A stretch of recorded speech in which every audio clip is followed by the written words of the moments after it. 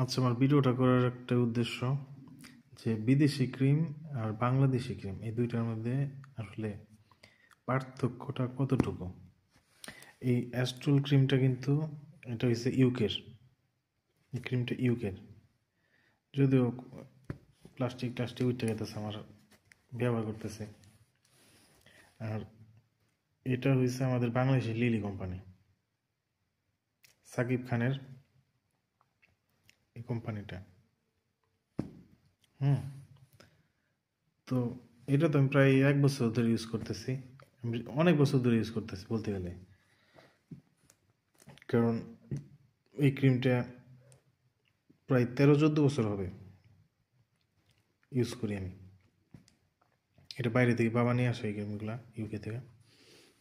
তো এই ক্রিমটা আমি কিনছি প্রায় 1 সপ্তাহ হবে, তো এটাও ইউজ করতেছি। তবে এই ক্রিমটা হচ্ছে মুখে দিলে মুখটা আর কি অত তৈলাক্ত হয় না, ঠিক আছে। যাদের স্কিন হয়েছে মোটামুটি নর্মাল স্কিন, খুব বেশি অয়েলিও না খুব বেশি ড্রাইও না, তারা যদি এই যে এটা ইউজ করে, এটার ইনগ্রিডিয়েন্টসগুলো আমি দেখছি খুব ভালো। মোটামুটি অ্যাস্ট্রল ক্রিমে যে ইনগ্রিডিয়েন্টসগুলো আছে তার মনে করেন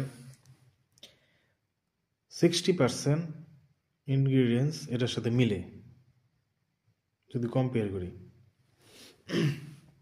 এটা তো ইউকের অনেক নামি দামি একটা কোম্পানি, এটার মধ্যে যেসব জিনিসগুলো দেওয়া আছে প্রায় এটার মধ্যেও কিন্তু প্রায় সেম জিনিসগুলো দেওয়া আছে।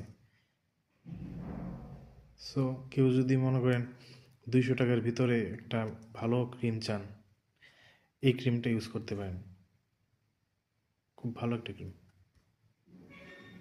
এতটুকুই বলার ছিল।